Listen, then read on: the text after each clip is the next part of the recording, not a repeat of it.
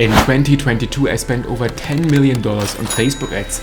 Here's why I stopped doing retargeting ads. Number 1. Your top of the funnel campaign will perform worse. Let me explain. Facebook's algorithm does the retargeting automatically for you. To see this, simply go to your top of the funnel campaign and look at the ad level.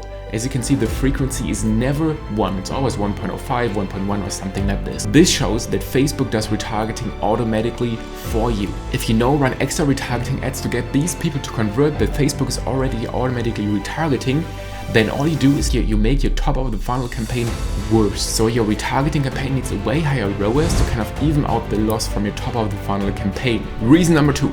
You're forcing spend on people that might not want to see your ad. If you've run a retargeting campaign for a couple of weeks or even months, you may notice that your CPMs go up over time.